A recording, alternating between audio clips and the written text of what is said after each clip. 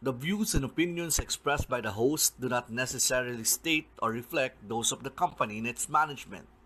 Furthermore, the views and opinions of the guest do not reflect those of the host, the show, the management, and the network.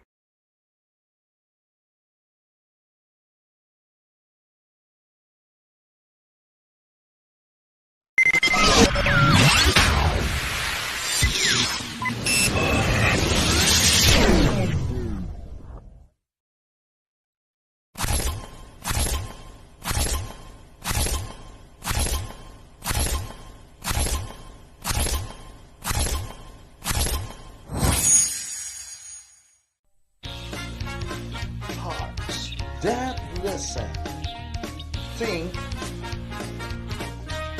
learn, and connect. Only here at PLC.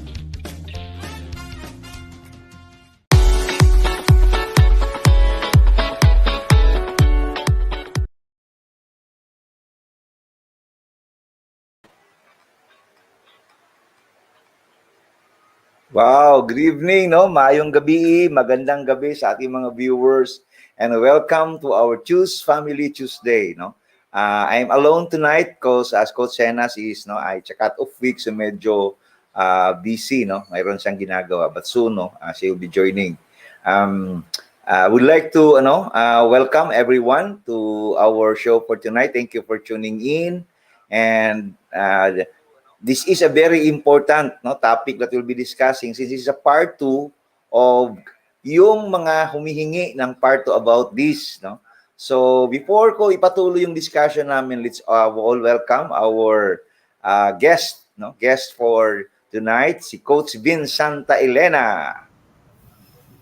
Hello, good evening, Coach Isoy. Good evening, Coach Vince. Kumusta? Bumati ka naman dyan. Si Coach Vince now is in Cebu. So imagine, Yes. nasa Cebu siya, nasa Davao ako. Okay? Wow, amazing. In fact, just I think last week, Coach Isoy, nakita tayo dito sa Cebu, no? Yes, no, I was in Cebu. We have a family affair, and thank you, Coach Vince, for joining us, blessing us with your presence. Okay, Yes, so Coach Vince, bumati ka muna. So sa mga natin. Binabati ko yung lahat ng mga nakikinig sa atin ngayon at nanonood. Maraming salamat sa time na binigay nyo sa amin. Today we're going to talk about financial stewardship part 2, no? Yes. So probably Coach Isoy, meron din tayong mga nanonood ngayon na tinatanong, ano ba yung pinag-usapan nyo last week? Yes. Para naman hindi kami ma-OP. Yeah, out of place. Yeah, di ba? Actually, just before I would go to our topic last week, no, I just like to share with you a story, Coach Sisoy. After we met, I left for Leyte. I had a talk there in Ormoc and in Sogod. And then a week after that, I went to Iligan and I passed by Ozamis. On my way home, galing sa talk ko sa Iligan, I met a new friend who happened to be a common friend pala and an old friend. So something lang gano'n. Bago lang kami nakita. Pero alam mo yun, naririnig mo na yung pangalan niya, then all of a sudden you realize, ikaw pala siya. Something gano'n. Yeah, you know what surprised me, Coach Sisoy? This old friend who is a new friend of mine happens to be a very successful in terms of finances. No? Kanina while I was preparing about our talk, I realized there are certain things that we need to talk about to put things on a very stable foundation. Now, just a background about this friend of mine. Di ko lang i-mention yung name niya, Coach Sisoy, kasi baka nakikinig din siya. Alam niya kung sino siya. So, he started with a very successful business in Iligan. In fact, he had a very successful business that they were raking in millions. He and his wife, no? It was a family business. It was very profitable, really, really profitable business, no? So the business went on for so long. And after some time, Coach Sisoy, he was thinking na talagang, sabi niya, I'm really blessed by the Lord. And sabi niya, kahit anong gawin kong kalokohan, blessed pa rin ako ni Lord. Wow. You know what happened, Coach Sisoy? Yeah. To his mind, because he had the wrong foundation, na naisip niya, dahil na magaling siya maghanap ng pera. You know, it came to a point that he separated from his wife. No? And just like most of us, when we are not very careful about our finances, money became his Lord.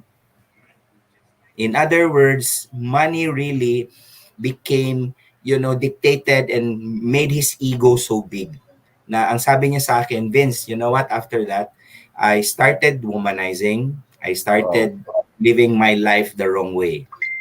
No?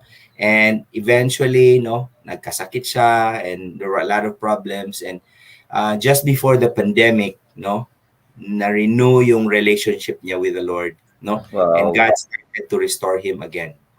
But you know what's the most interesting story? Why I would like to share this story, Coach Sisoy. Um, at one point din sa life niya, he was earning 2.5 million a day. Oh, wow. And you're talking in big time. And I asked him, bro, bakit ganun kalaki yung kita mo? Sabi niya, bro, we were into illegal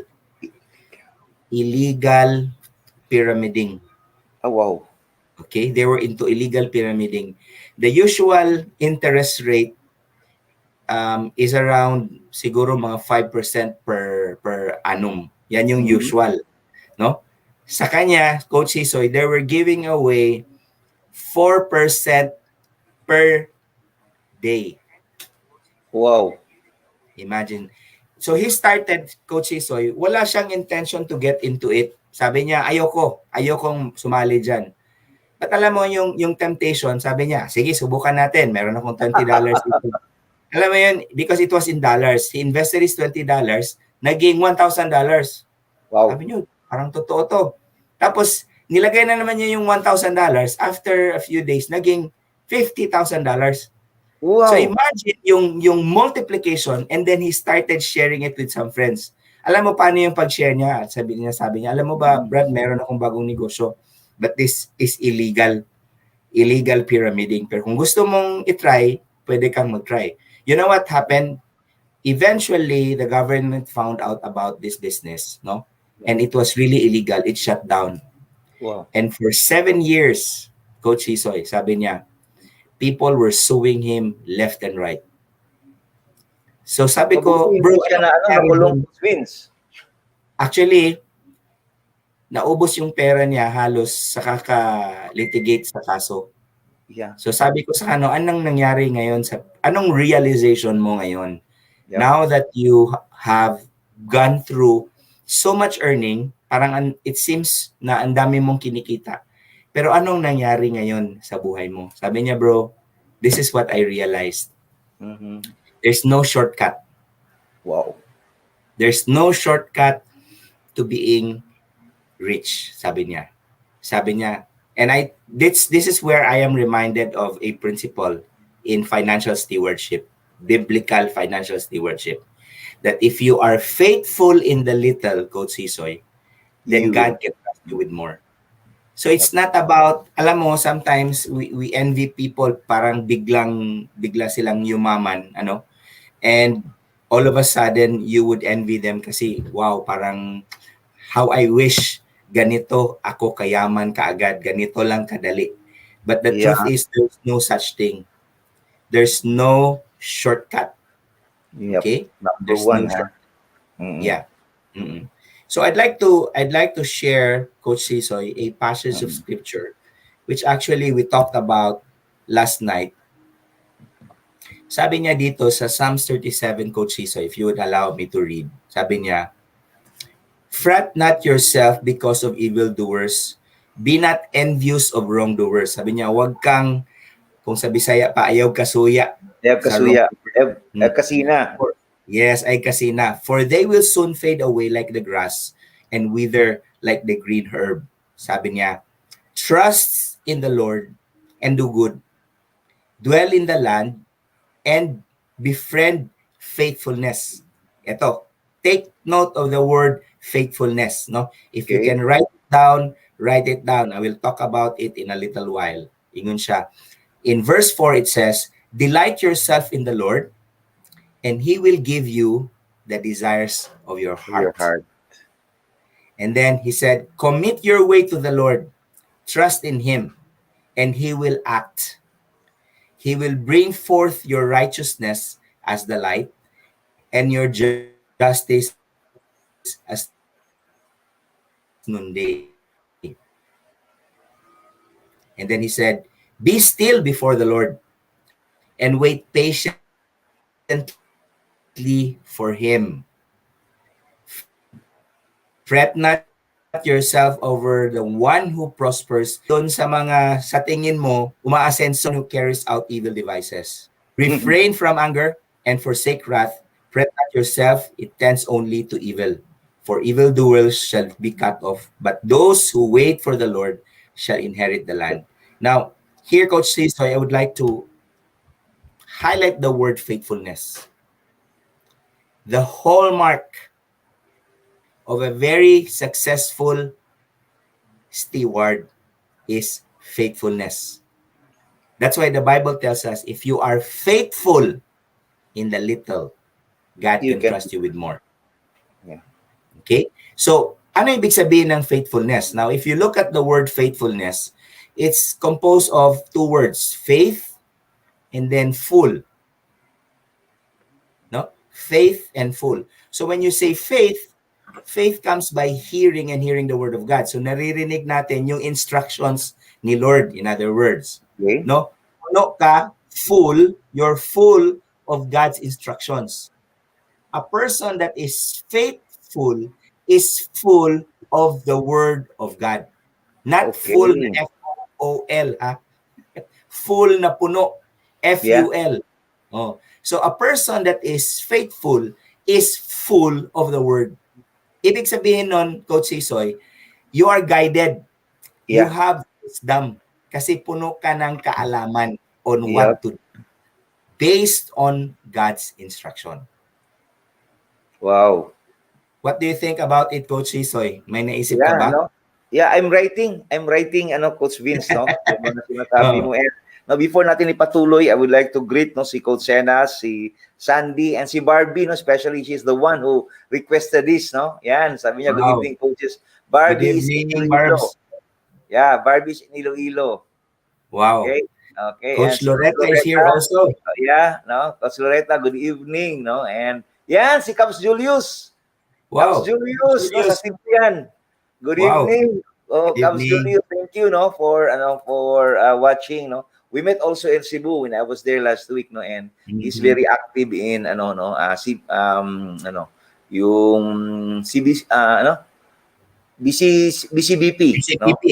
Yeah, Brother Rogue, BCBP. Christian businessman. Yeah, he's very active, no. Thank you, Caps Julius, for allowing us to bless you tonight, no, with Coach Vince. I hope ma-meet ko din si Caps Julius, Coach Sisoy, dito sa Cebu, no? Yes, I will, no. As Coach Julius is connected with Puratos, yung mga sila nagse-serve ng mga nagpo-provide ng mga sa bakery. So yun siya. And he's a very good man. Good evening, Caps. So thank you for joining us. So please share the link para maraming ma-bless namin tonight. Okay, sige. Coach Vince, you were asking about faithfulness. Yeah, no? So sabi ka dito, faithfulness, if you have faithfulness, you have full in the Word of God. Hindi yung fools na sinasabi ni Coach kanina, ha? Okay, tuloy natin, Coach Vince. Yes, also, so if you remember, Coach Sisoy, the story of the parable of the talent, no? Okay. Naalala mo yun, di ba? There was this master who gave away talents, no? One talent is equivalent to 20 years of wage. It's equivalent to a lifetime of earning, no? So when the talent was given, it was given based on their ability to manage, no? So that's why sa Hebrew pala, Coach Sisoy, there's no such thing as the word fair. Wow. Because yung Bakit, Coach Vince? Okay, I would magandang tanong 'yan kasi sa atin ang concept natin ng fair dapat equal lahat. Equal. Diba? Like for example, naisip natin, Coach Sisoy, in terms of wealth. What if kunin natin yung lahat ng pera sa buong mundo or lagay na natin sa Pilipinas, no? Kunin natin lahat ng pera ni Ayala, ang pera ni Coach Sisoy, yung pera ko, lahat ng pera sa buong Pilipinas, kunin natin. Tapos, let's equally divide it among everybody. So, ibig sabihin Okay. nun, pantay. So, wala nang mayaman, wala nang mahirap. Di ba? Okay. Yun yung concept natin ng being fair. Fairness. Tama ba? So, Yep. ibig sabihin ba, Coach Sisoy, pag kinuha natin yung lahat ng pera sa buong Pilipinas at we equally divided it, what do you think will happen to the money that was entrusted to us after 5 years? Wow. So imagine mo, Maganda. Coach Sisoy, lahat ng pera ng Pilipinas kinuha natin. Halimbawa lang, example, we divide it among the population. So yung mga anak mo, yung mga anak ko, ako, si Ayala, lahat tayo, halimbawa, meron tayong tig for 5 million. So ibig sabihin, Coach Sisoy, wala nang mayaman, wala nang mahirap, lahat-lahat tayo pantay-pantay. So yun yung concept natin ng fair.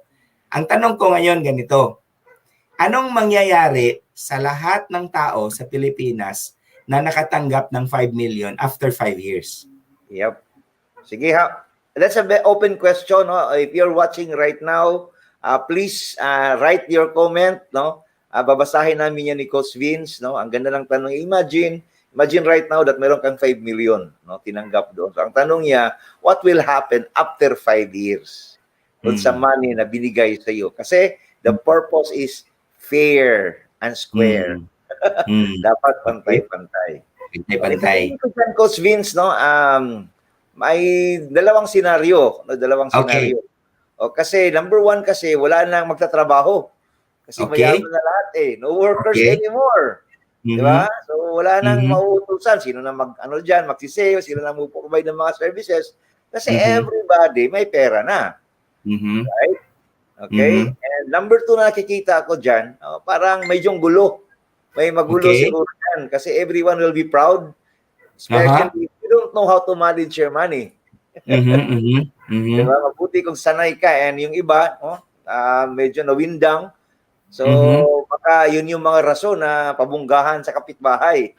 Okay. I don't know, yun yung tingin ko, Coach Vince. Wow, ganda ng mga insights mo, Coach Sisoy. Hindi ko rin naisip yun.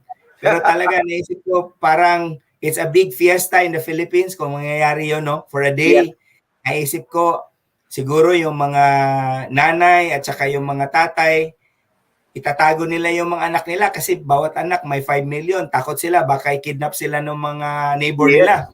Kasi alam nila na lahat sila, meron silang mga pera. No? Ano kayo mangyayari doon sa mga goons? No? Doon sa mga hold-upper at saka yung anong mga masasamang loob. So ngayon, tama yung sinabi mo. Anyone could be a target. Kasi lahat may pera eh. Wala nang random. Lahat pwede mong pulutin kasi may pera. Tapos, anong mangyayari din sa value ng pera mo na alam mo, lahat kayo, meron kayo nun? Yeah. Diba? So, magkano ngayon yung magiging value ng isang kotse kung lahat kayo maka-afford na makabili ng kotse na tig pa 5 million? Yeah. Diba? So, maraming pwedeng mangyari. So, sky is the limit yung imagination natin, Coach Sisoy. Sabi ni Coach Senas daw, if everyone receives the same, walang motivation to work. Wow. Not motivated anymore. Kasi it's free. It's free. No? Parang, siguro parehas kayo naisip ni Coach Senas, Coach Sisoy na, hindi mo na ako magtatrabaho ngayon, boss. Hindi mo na ako magtatrabaho ngayon. Meron akong 5 million. Saka na. Busog pa yung sawa. Yes. That's it. Parang, usually, wala magtatrabaho, Coach Vince. No? Wala na. Okay. Okay. Coach Sisoy, pwede ko bang sagutin din yung tanong ko habang yung iba nag-iisip? Okay. Yes. Tumitingin na ako sa Angel, pag may mga pumapasok na comments, flash mo lang para mabasa namin ni Coach Vince. Kasi very interesting yung question. Yeah. Ganda. Galing sa ekonomista natin, si Coach Senas. Sabi niya, commodities are high price as value of money drops. Totoo. Di ba? Kasi wala na eh. Kaya mo nang bilhin lahat. So, pahampuan na. It's not anymore na the competition is sinong mura. Highest bidder na. Highest bidder. Or sino maka-afford ng mas mahal. Kasi ang malamang, di ba? Depende, no? Depende sa scenario. Yes. Talaga, it's going to be very chaotic. So yun yung concept natin ng being fair. Okay? Sa Hebrew, yung concept ng being fair is iba. Okay. Fair is to whom who is a good steward, then I trust you with more. Wow. So If you're a goodness good manager, equals trust. Tama ba ako, Coach Vince? Goodness ibig sabihin, equals if you trust. can be, yes. No. Ibig sabihin, Coach Sisoy, if you are faithful in what you are handling right now, then I can add up something. Kasi magaling ka mag-manage kung anong meron ka ngayon. So, ibig sabihin, pwede nating dagdagan kasi magaling ka na manager. Di ba? So that's fair. halimbawa, Yun ang sa Hebrew. yun yung fair. Depende sa ability mo to manage. Ah, Depende galing, sa ha? ability mo to manage. So, if you are a good manager, then you can be trusted with more. If you're not a good manager, you will be trusted with less. In fact, if you're a worse manager, even what you have will be taken away and given to the one who is a good manager. Wow. Now, I will answer Coach Sisoy. Hindi na ako makaantay sagutin yung tanong ko. alam mo anong mangyayari, Coach Sisoy? No, Okay. ang scenario na pinag-usapan natin kanina nila Coach Senas at saka sa'yo Hmm. will happen probably the day after or the week after or the month after or the year after na meron pa silang pera. Okay? Now, look at this. Those who are good managers will accumulate more money. But those who are not good money managers will start to lose money. Wow. Why? Ask me why, Coach Sisoy. Okay. Why, Coach Vince? Because those who are not good stewards will start spending on liabilities. So gaya ng sinabi mo, bibili ng kotse, bibili ng bahay, bibili ng something that is not going to generate money. Hmm. In other words, they will be spending on liabilities. They will start to lose the value of their money. Ibig sabihin, Coach Sisoy, pag bumili ako ng bagong sasakyan, halimbawa 1 million, no? Paglabas ko sa kasa, automatic yung sasakyan ko less than 30% na ng value yan. That's it. That's it. Di ba? So 700,000 na lang. Yep. After a year, 50% na lang. Di ba? So 500,000 na lang. And then the succeeding year, less 10% yung depreciation cost. Okay? So ibig sabihin, yung pera nilalagay ko, when I'm putting it in liabilities, it will start eating up my money kasi magbabayad ako ng insurance, bibili ako ng gasolina, maintenance, It will depreciate. Okay? So, yung 5 million na binigay natin, kinunan mo ng 1 million, because of the maintenance and all, it will start to depreciate. And based on studies, on the average, if nangutang ka ng sasakyan, yung average spending mo is about 31,000 a month. Wow. Okay, note niyo yan, ha? Note niyo yan. Yes. So, ibig sabihin, pag nangutang, ha? Nangutang. On the average, pag 1 million. So, ibig sabihin, Coach Sisoy, in a period of 5 years, no? Palagay natin 30,000, that's 300,000 or 300,000, 360,000 a year, no? So, multiply it by 5. 3, 6, 9, 12, 15, 1.5 million plus 6 times 5, 300, 1.8 million na. Yung isang sasakyan mo na binili mo ng inutang mo ng 1 million, after 5 years, ang nabayaran mo more or less about 1.8. 1.8. Plus, if you include the maintenance and all. So, ibig sabihin, yung 5 million mo ngayon, Coach Sisoy, ilan na lang yung natira? Yeah. 1.8, di ba? 1.8 million. So, you only have more or less, ano na lang, 3 million plus na lang. 2 point, ano na lang, something ng bahay, ng appliances. So, actually, after a month, more or less, ubos na yung 5 million mo pag hindi ka magaling mag-manage. Yeah, diba? Totoo yan. Yeah. I agree with you, Coach Vince. So, yan yung isang scenario, Coach Sisoy. The other scenario, gaya ng sinabi mo, those who are good money managers will now start to look at what is a good asset that I can buy Okay. so that I can earn money from it. Okay? So, probably, a good manager would always, since alam niya ano yung pinaka-common na commodity na meron lahat, pera, so probably he will encourage to, okay, I will put up a big store kasi maraming tao na bibili. Tapos, if you want, you can invest here so that we can start earning money. So, in Yeah. other words, the other scenario, no, those who already know how to invest will start putting their money on assets. Wow. Yeah. So when you talk of assets, Coach Sisoy, these are where you put your money that gives you money back in return. So Okay. either you buy a real estate and have it rented, that's an asset. No? Yeah. In fact, you can buy a car and have it rented, it Rented. can be an asset. No? Okay. You know what? You know what these people who are good money managers do? Instead of buying liabilities, Coach Sisoy, they buy an asset and let the asset pay for the liabilities that they want to buy. Yep. Now, Agree. one day, yung bumili ng liabilities kasi hindi bumili ng asset, one day will sell their liabilities, yung bahay na nabili nila, yung sasakyan na nabili nila, because they're no longer generating income at kailangan nilang kumain, they start selling their cars. No? A very good example of this, Coach Hazel, is some of our OFWs, no? Working for so many years abroad, and then when they get home, first na binibili, alam mo ano si Coach Hisoy? Sasakyan. Yep. Kasi pag may sasakyan ka, sikat ka sa inyo, uy, masenso na si Coach Hisoy, may bagong sasakyan. Yeah.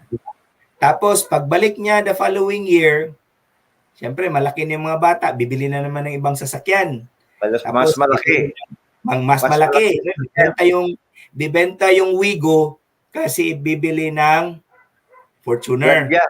Grandia. Oh, Grandia or whatever, mas malaki sasakyan, no?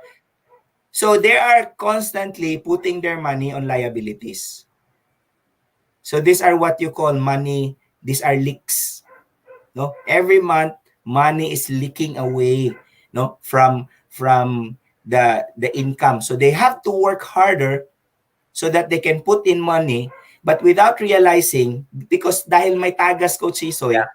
Yung ano nila, yung nilalagyan nila na pail, yung timba, may butas. May butas. So yun yung mga leaks, these are liabilities that they put their money in. No? So it will take them longer to work, Coach Hisoy, abroad. Kasi kahit na buhos ng pera, gaano kadami dahil malakas ang tagas, nauubos pa rin. Yeah. Kaya ang nangyayari, Coach Hisoy, sa mga kasama nating OFW, pagdating ang daming pera, fiesta yung buong barangay. Pag uwi, Coach Hisoy, mangungutang na naman ng placement fee kasi naubos na yung pera. Sorry to to be honest with you guys. Yung pinag-usapan namin ni Coach Vince kasi totoo po 'yan. Now, we know a lot being coaches and speakers kami ni Coach Vince. A lot of engagement we have done to companies, individuals. And yun yung reality na nakita namin. And we want to share it with you para ma-realize naman ninyo, no, na yung mga kapatid natin na galing sa abroad, no, hindi po sila bank account. Ayan, ATM na every time pwede tayo mag-withdraw. Pinaghirapan nila yan and they deserve also na lalago yung pera nila. Okay, Coach Vince, before natin i-continue, words from sponsors muna tayo. Very exciting po. Yung mga gusto mag-comment, mag-comment na kayo para basahin namin yan.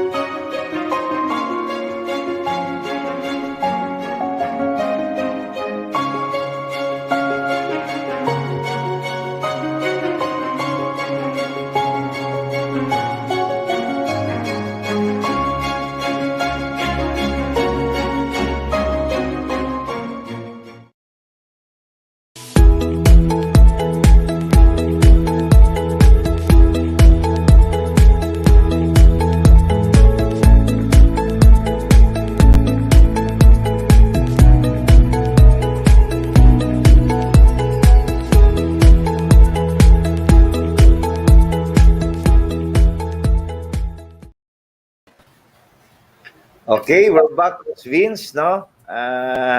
Tawag dito, nag-post. Ang ganda kasi ng advertisement kanina. Baka one of our Mhm. episode, no? Kasi Mhm. connected siya eh. Di ba yung getting old gracefully? Yes.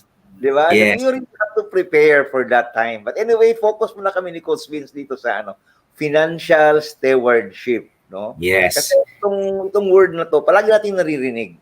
Palagi Mm. itong naririnig. But again, if we really want to look at the nitty-gritty about it and put it in the aspect of really the real, no? The real Mm. management of our financial, which is ito yung pinag-usapan ni Coach Vince sa atin. The real, the right way or the real way is to really look at, no, ano yung sinasabi ng Bible when we Mm. manage our finances. Okay, Yes. tuloy mo, Coach Vince. Okay, Coach Sisoy, maraming salamat, no? Totoo, Coach Sisoy, we need to really prepare, no? So, sabi ko nga kanina, the other scenario is somebody is going to put their money on assets that Yeah. will create more money to them. Now, Mhm. looking forward, after 5 years, Coach Sisoy, those who are rich, before it was divided equally, will still be rich. Yeah. And those who are poor, because they don't have the money management, will still be remaining poor, even poorer. In Coach fact, Vince, simply explains para sa common lang okay, okay, anong ibig sabihin ng liability sa asset? Para okay, common lang, maintindihan ka. Pag very sinabing good. asset, may mga concept at gusto nating i-simplify para Tama, mahawakan nila. Okay? tama. Okay. Ah, So pag sinabi nating asset, Coach Sisoy, yung tipong pag nilagay natin yung pera doon sa bagay na yon, halimbawa, bahay, a house can either be an asset or a liability. Okay? Okay? So pag ang bahay na to binili natin at pinarentahan natin, yung renta, yun yung asset na create nung pera na nilagyan natin. Okay? Okay. But when we buy a house and we simply lived in it or have it idle, ibig sabihin hindi natin ginamit, hindi natin pinagkakakitaan, yun yung walang Mhm. kita na binibigay, Okay. yun yung tinatawag nating liabilities. Okay. Okay? So, to put it simple, Coach Sisoy, if you put your money and it gives you money back in return, that's an asset. But if you put your money in and it requires more money to maintain it, ibig sabihin, lumalabas yung pera, tumatagas yung pera, that's a liability. Okay. Yan. I really want to ask Coach Vince because gusto ko yung masimplify lang natin, especially, Tama. alam ko kasi na mayroon tayong nanonood ngayon and some of our audience will just review this, Coach Vince. No? Kasi pwede naman ito nilang reviewin itong mga Yeah. talks na ginagawa natin. So, para bang if nag-invest ka, tanungin mo sarili mo ngayon. Di ba? Asset ba to o liability itong ginagawa ko? Tama. Okay, sige. Tama. Thank you, Coach In Vince. fact, Continue. yan yung isa sa pinakamagandang tanong, Coach Isoy, kasi minsan kasi nakikinig tayo, we just Yeah. assume na alam natin. No? We just assume na alam natin. But terminologies like this is very important kasi this is actually what separates a person that is financially learned and a person who is what we call financially illiterate. Yeah. Okay? So, if we are, sometimes kasi inisip natin, uy, bumili ako ng bahay, alam mo, nag-invest ako. Di ba? Narinig mo yan? Oh, bumili ako ng sasakyan. Ano yan? Investment yan. Di ba? At least may nakita ako sa pinaghirapan ko sa abroad or yung pinag-ipunan ko. Di ba? Investment yan. Yun yung tawag nila. But ang tanong really, is it really an investment? Ang next question, if it's an investment to validate, meron bang money na ibibigay sa'yo yan? Na-appreciate niya ba yung value? Halimbawa, Coach Sisoy, let's talk about cars, no? Pag bumili ka ng cars na collectible, alam mo yung mga old cars, Coach Sisoy, na nag-appreciate in value every year kasi they're very rare? Rare. That's an asset. No? But if you buy the latest model car, it can also be an asset because there are cars that are latest model nga kokonti lang, limited edition. Alam mo na pag naubos natin, halimbawa, sinabi ni Ferrari, oh, this is only 5 units in the world. So, plate number 1, 2, 3, 4, 5. So, pag nabili mo yung number 1 or si number 5, paglabas nun, maraming gustong bumili no ng mas mahal Yeah, kasi nga mas wala mahal. na silang mabili. That's an asset. Yeah. Pero halimbawa, bumili ka ng, halimbawa lang, Vios. Hindi ko naman sinasabi na hindi nag-appreciate yung value. But what I mean is, ang daming mabili na Vios. So, ibig sabihin, the moment you buy that car, it depreciates in value right away. Automatic agad yan, less than 30% yung depreciation. So, pag hindi bumibigay, if it doesn't give us money back in return, it's not an investment. It's a liability. Yeah. Coach Vince, marami kasi ngayon, di ba, the mindset of people is, even nung mga bata pa tayo, the mindset is to put it in the bank. Di ba? Okay, sa bank. Nag-i-invest ako sa bank ngayon. Di ba? Meron akong pera. Any thoughts on this, Coach Vince? Very good. That's what you call, Coach Isoy, savings. No? Okay. Now, let's identify different types of money, Coach Isoy. No? You have what you call short-term money, mid-term money, and long-term money. Okay? So, ano yung short-term? This is the money that you won't be needing for the next, that you will be needing for the next 5 years. Ibig sabihin, ito yung bibili mo ng pagkain, no? Ito yung kailangan mong withdrawin kaagad pag may karoon kang kailangan gastusan, okay? Now, this is the money that you need to put in the bank. Alam mo bakit, Coach Isoy? If you put all your money in the bank, tatalunin ka na inflation. Ibig sabihin, no? Yung value mo magde-depreciate pa rin kasi yung interest na nakukuha mo sa bangko is very low. No? So, very low. Yung pera na ilalagay natin sa bangko, ang purpose niyan is accessibility. Liquidity. Ibig sabihin, anytime pwede ko siyang kunin. No? Pwede ko siyang kunin. Now, another term we call, that's what you call short-term money. Na mid-term money, this is the money that you won't be needing for the next 5 to 10 years. Ibig sabihin, no? Ito yung tinatawag nating savings, Coach Isoy. If you're saving up for your children's education, no? Or after 5 years, you're planning to buy, you're saving up for let's say, for example, a car, no? Or a house, or whatever it is, no? This is what you call mid-term money, no? Now, this money, you can put it in the bank that can give you yield, no? Or interest rates that ideally would be higher than the inflation rate. Ito yung tinatawag natin dati, Coach Iso, yung pwede nating tawagin na nilagay natin siya sa bangko para tumubo ng tawag dito ng interest, no? Interest. Interest. So depende yan, no?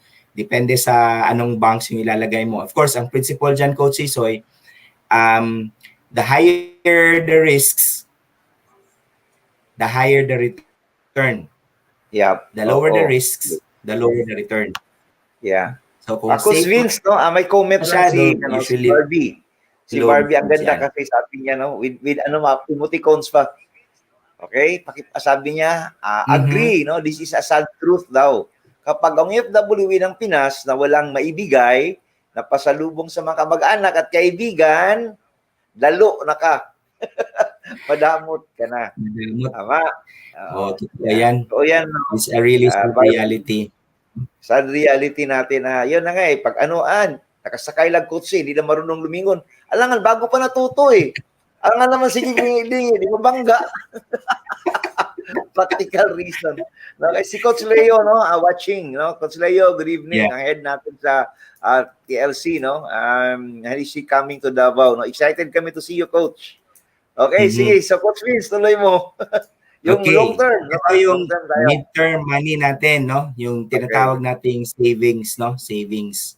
And of course, you have what you call long-term money. Ito yung retirement money natin, Coach Sisoy, no? Or some people, they call it Sisoy, Coach Sisoy, yung emergency, long-term emergency, final emergency. Kumbaga, pag nawala tayo, at least meron tayong naiwan, no? Sa sa mga loved ones natin. Now, dito naman ang pwede nating gawin, no, sa long-term money natin.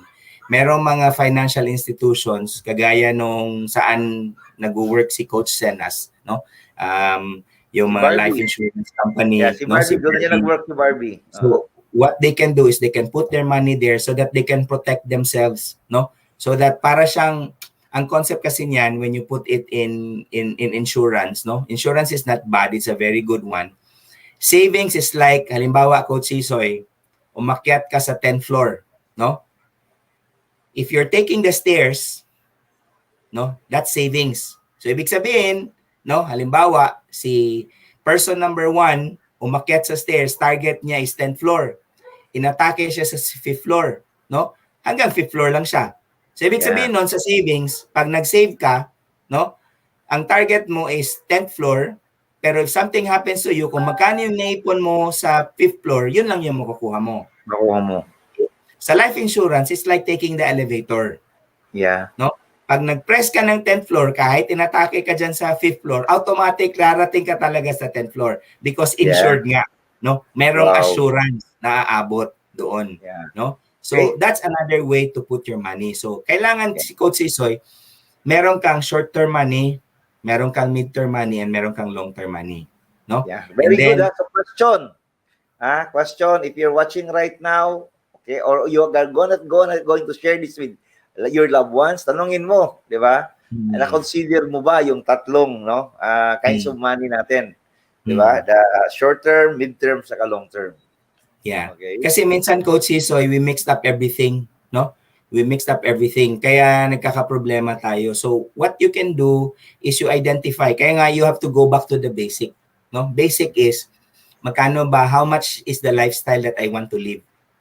No? So when you have your income, the first thing you should do is make a decision. Yun yung una, not spend. So sa pera na na-receive ko, how much am I going to set aside for giving? Yeah. No? How much am I going to set aside for savings? How much am I going to set aside for my investment? No? How much am I going to set aside for my expenses? No? And how much am I going to set aside for my luxuries, yung mga wants? Minsan, let's face it, no? You have to make a decision, no? Yeah. Sa ako, personally, Coach Sisoy, ganito, this is how I manage my finances. If I may share with you, I started with 10% giving, tithes, no? And then I lived on 90% of my income. So, ibig sabihin, 10% giving, living on 90%. Now, after that, the Lord challenged me. Sabi niya, Vince, why don't you set aside 10% for your savings? So now I started saving my money, no, another 10%. So 10% tithes, 10% savings, 80% living expense. Then the Lord told me after a month, sabi niya, Vince, I challenge you, why don't you set aside 40% of your savings? So ibig sabihin, Coach Sisoy, sabi ko, Lord, kaya ba to? 10% tithes, tapos 40% na yung savings ko. So I have to live on 50% of my income.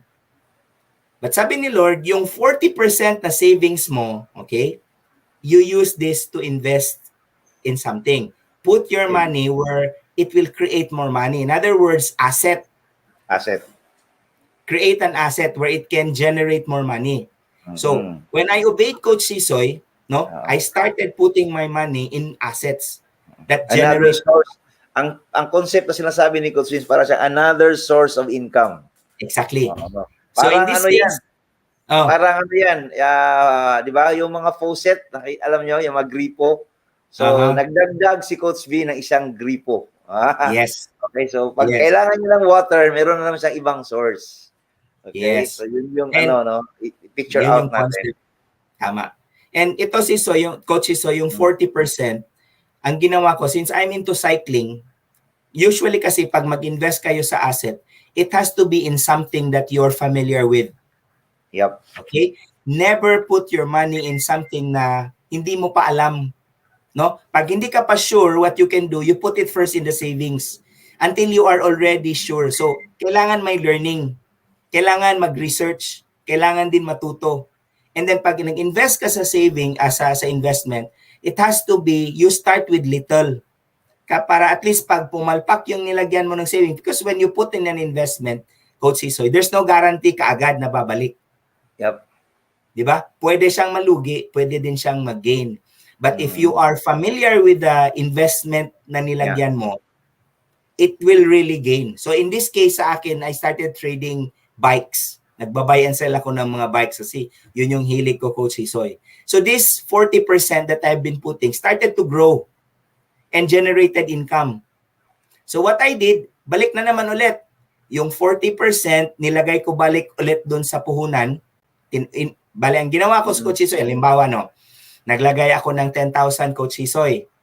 Tapos, kumita ako ng, halimbawa lang, kumita ako ng, for the purpose of illustration, nag-grow siya by 100%. Halimbawa, bumili ako ng 5,000 worth na pyesa ng bike, binenta ko ng 10,000. So, ibig sabihin, mayroon akong tubo na 5,000. So, yung puhunan ko na 5,000, binalik ko. So, ang ginawa ko, 40% of it, binalik ko ulit sa savings. Yeah. I enjoyed the 60%. Wow. Right. Oh, ang pwede natin gawin din, to make it simple, no? 50% nung profit mo, ibalik mo sa puhunan. Yeah. So, Tapos, yun ha. Kita mo, i-enjoy mo. Again very important yung concept ni Coach Vince. Meron siyang, pwede kasi na, ikuan ko na to, no? Marami na akong pagawan. But again, the discipline. No? Yep. Yung ano niya pinakita sa atin ni Coach Vince dito is the discipline. Pag sinabi niya 60-40, 70-30, kung ano yung mga choice niya na may ano siya, doon niya ilalagay yung pera niya. Pag nandoon nangyayari yun, discipline ang ginagawa niya. Hindi pwedeng may mga compromise. Mamaya na. In a way, di ba? Ganito pa. But again, nakita niya yung discipline niya. So that's the thing na siguro actually, isa natin ang tawag doon is faithfulness. Yan yung word. Okay. Gusto natin. Faithfulness, no? Faithful ka doon sa promise mo. Kasi nga, yung instruction ni Lord sa akin was to set aside 40%. You know what I did, Coach Hisoy? As this 40% started to grow, generate income, na-realize ko nadagdagan yung kita ko. Okay? And then, I started to make what you call financial statement. So, every day, Coach Hisoy, I list down my expenses. Nililista ko yon. And then at the end of the month, I make an analysis of my expense, saan napunta yung pera ko. Wow. Is it really on need or am I spending more on wants? Wants lang. Is it really an investment? No? Or is it a liability? No? Is it an asset or a liability? So, because I write it down, Coach Hisoy, ang nangyayari, I know where my money is going. Wow. Okay? Now, you know what surprised me, Coach Hisoy? Last year when I did my computation, okay, I was now giving 23% of my income. Wow. Okay? 23% for, I call it eternal investment. Wow. This is for nasa long term. Yes, yung sinabi nating acts of random kindness. Yeah, acts the art. Gustong ipabigay si Lord, obey kasi meron na tayong budget dyan. Okay? 20% for giving. And then you know what happened, Coach Hisoy? I realized that my living expenses, yung gasto ko sa bahay, is only 20% din. So, ibig sabihin, yung na-re-reinvest ko pala is now 60%. Wow. And kung hindi mo yan sinulat, hindi mo siya mapipicture out. Anything that is not retail will not be captured. Exactly. Yan ang prinsipyo natin dyan And I like the word yung balikan ko lang yung faithfulness, no? Sinasabi ni Coach Vince. Kaya nga, palagi namin sinasabi dyan sa, namin sa, doon we were in the seminary hanggang ngayon. Yung Latin word na semper fidelis. Okay, semper always. No? And fidelis is faithful. Okay, so you have to be always faithful. Wow. Okay, semper fidelis. Wow. Okay? I have a new word. Coach Hisoy. Okay, so mayroon pang dinagdag, always. Hindi yung fidelis lang, faithfulness. Diba? Yes. But the always faithful. Because God is always faithful to us. So dapat ganun din tayo sa Kanya.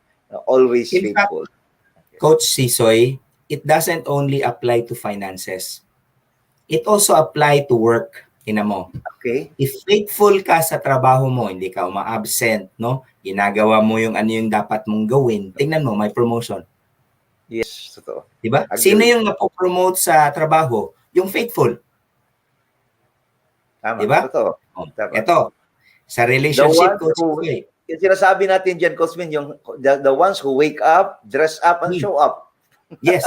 Yung mga Diba? faithful doon sa trabaho nila, and they're rewarded, right? Diba, Yes. tama ba, Coach Bing? Nandito si Coach Bing Tuason. Good evening, Coach Bing, in Manila. So thank you Wow. for watching, no? Thank you, Coach Bing. Mag-comment ka naman, Coach Bing. Ito, Coach Sisoy. If you are faithful to your wife, di ba? Your wife will love you even more. Yes, agree.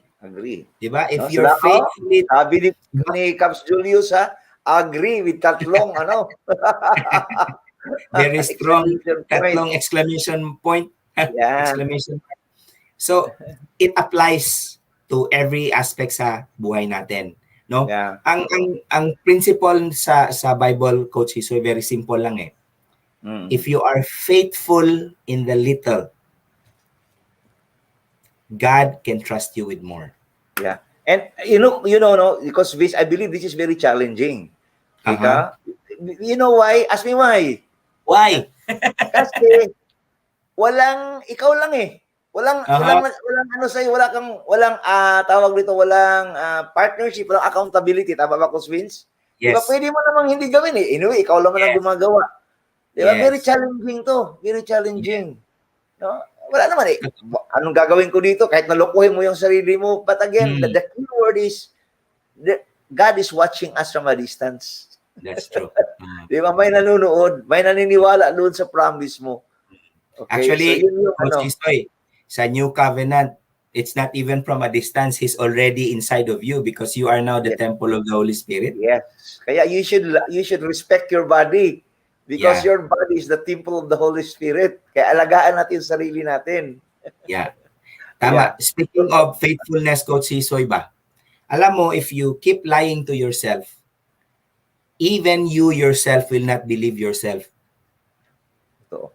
Alam mo and eventually it will catch up on you. Exactly. Diba? Habulin ka ng shadow mo. Totoo yan. Kasi nga, yung ikaw mismo, niloloko mo yung sarili mo. So, sinong maniniwala sa iyo kung ikaw mismo, yung sarili mo, niloko mo? Totoo. Faithfulness, no? Very, very important that you would be faithful, no? So, you know what's my goal, Coach Sisoy? My goal, before, I used to listen to Brother Bo Sanchez ba? Sabi niya, there's such a thing as reverse tithing, wherein you're giving 90% of your income and you're only keeping 10%. 10%.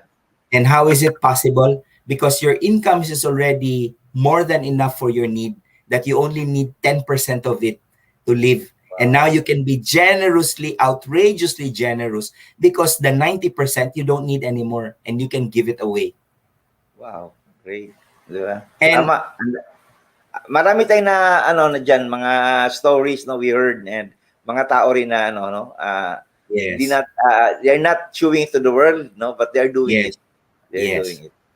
You know what, Coach Hisoy, just a little background. I used to be the most stingy person in the world. Wow. So kung merong mga tao na kuripot, dati ako yon.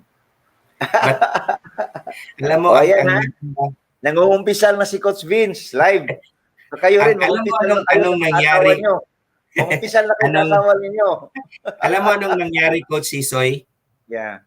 Bakit nagbago ang lahat?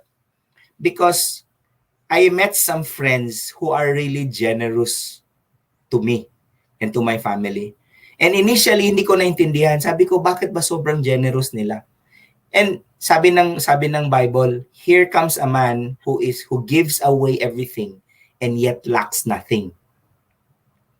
And here's a person who keeps everything and put their money in pockets of holes. Ibig sabihin, may isang tao na hoarder, nilalagay sa bulsa, pero yung bulsa may butas. So ibig sabihin, hindi niya pa rin na-enjoy yung pera niya. Habang itong isang tao, very generous, halos pinamigay na lang lahat, pero hindi na uubusan. Wow. Wow. You know, when I experience the supernatural generosity of God through people, mentors, friends of mine who were very generous to me.